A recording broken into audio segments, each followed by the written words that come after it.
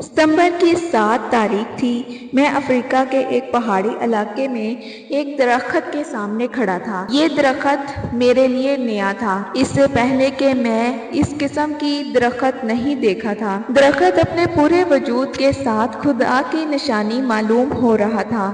اس کی ہر چیز میری نظر میں عجیب تھی۔ اس کا نازک پھول، اس کا ترشا ہوا پھل، ریاضیاتی کاریگری کے ساتھ بنی ہوئی اس کی پتیاں، تمام چیزیں پکار رہی تھیں کہ وہ اپنے آپ نہیں اگ آئی ہیں، بلکہ کسی بنانے والے نے اس کو بنایا ہے۔ اس دنیا کا ہر درخت خدا کی صنعت کاری کا نمونہ ہے، مگر مذکورہ درخت پہلی بار میرے سامنے آیا، اس لیے وہ خصوصی طور پر میرے لیے اثر انگیز ثابت ہوا۔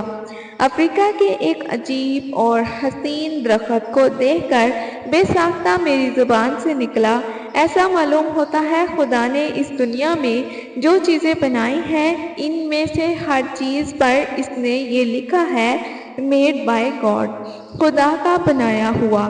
خدا نے چیزوں پر یہ لکھا اور اس کے بعد اپنے آپ کو لوگوں کی نظروں سے چھپا لیا تاکہ لوگ مخلوق کو دیکھ کر خالق کو پہچانیں، تاکہ غیب کے باوجود لوگ اس دنیا میں خدا کی موجودگی کو پالیں۔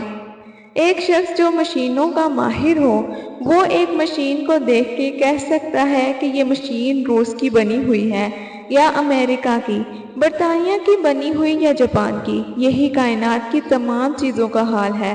ہم ایک ایسی دنیا میں ہیں جہاں بے شمار قدرتی مشینیں موجود ہیں اور ہر ایک مسلسل اپنا کام کر رہی ہیں۔ ان مشینوں پر بظاہر ان کے ساخت کا ٹھپا نہیں لگا ہوا، بلکہ اپنی غیر معمولی بناوٹ اور ناقابل بیان حد تک ممتاز کاریگری کی وجہ سے وہ اپنی ساخت کا آپ اعلان ہے۔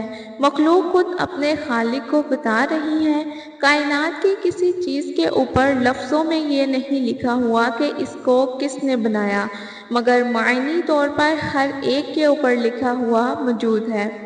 اگر دیکھنے والی نگاہ ہو تو آدمی ہر چیز کو دیکھ کر پکار اٹھے گا، بالشبہ یہ خدا کی بنائی ہوئی ہے، کوئی دوسرا اس کو نہ بنا سکا۔ کائنات کی ہر چیز اللہ تعالیٰ کی بنائی ہوئی چیز ہے۔ اللہ تعالیٰ نے لکھا نہیں ہے، لیکن اللہ تعالیٰ نے بنا کر انسان کو سرچ کرنے کے لیے چھوڑ دیا ہے۔ اللہ تعالیٰ کی موجودگی کا احساس محسوس کیجیے، اللہ تعالیٰ آپ کو خود ہی نظر آ جائیں گے۔ یہ اللہ اکبر بک میں خدا کی نشانیوں کا ایک ٹاپک ہے جو بیان کیا گیا ہے۔ اپنا خیال رکھیے گا۔ السلام علیکم۔